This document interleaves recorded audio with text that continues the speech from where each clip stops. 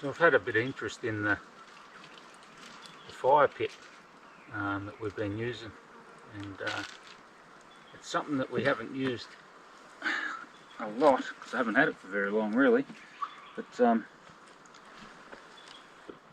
it's a Snowpeak pit. This is the large version. I think it's about 400mm square. We've got it set up in its probably simplest form, although we do have the grill on top at the moment.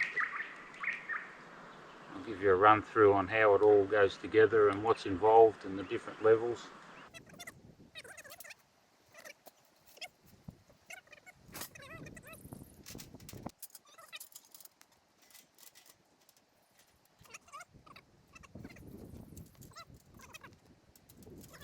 Today I haven't got the base set up underneath,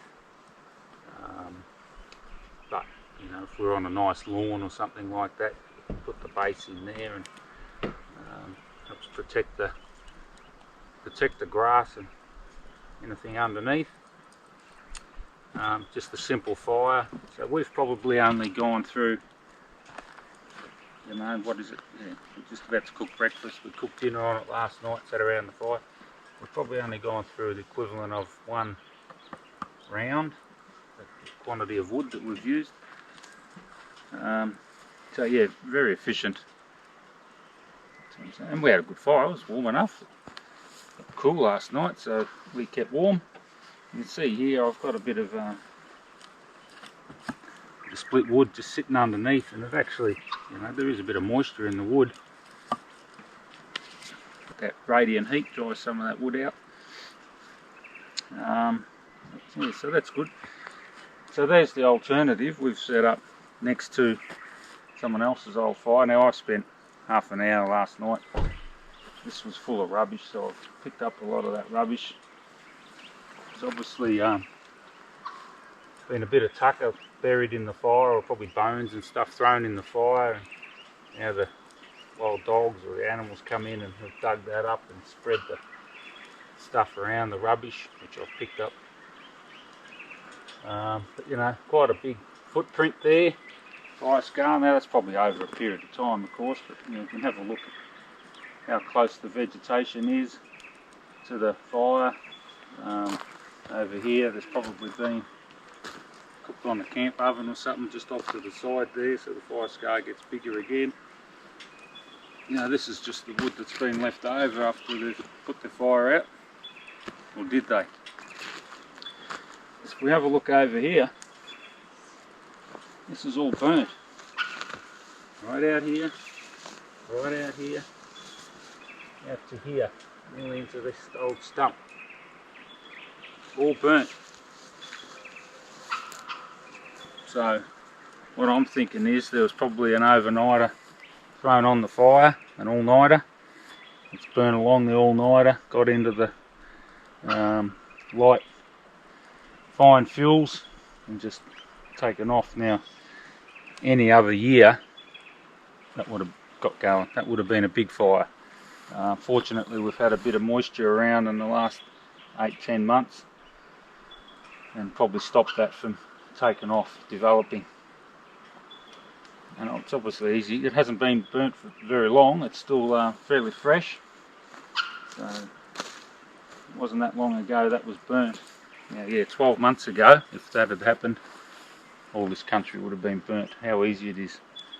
I'm not going to try and lecture people. I'm just trying to justify why, you know, we tend to use this more and more these days. You know, there's still a place. We love our fire, and depending on what we're doing, you know, we'll often have a fire like that, probably more often than not. But this concept has proven itself, and it's versatile. We can have it probably a fire in a lot more places than we would have been able to historically. Yeah, so Snowpeak, the large. I've never seen the small, and I reckon if this is the large, the small's probably really just big enough to put the billy on. Good bit of gear, recommend it. Not cheap, not light, and there's probably when it's all packed up and everything's together, it's probably the best part of 10 kilo there, but it packs up slim. I'll show you that, how big it packs up.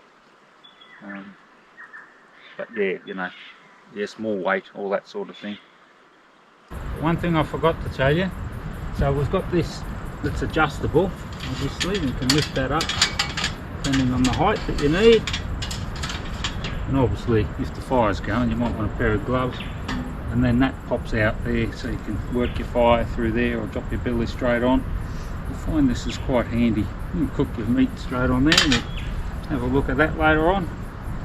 Cook your veggies, whatever. There you go, Snowpeak. I think there's a few other models or brands around now, like any of these things. Somebody gets onto something half decent, everyone starts ripping it off. I'm not sure who the original was. Yeah, we like it. So one of the things that we were thinking about when we got this was, you know, what's the options? And one of the other options was the enclosed pot belly type stove. Ozpig is a brand. I think there's a few others now. They're very good, you know. Once again, no brand allegiance, whatever. They're very good, but we felt that there's limitations. There's limitations here, there's limitations with them, and because we're a little bit traditionalist, got a bent towards an open fire, and this probably satisfies our requirements a bit more than the other one. Saying that, different situations, the other one's probably shine.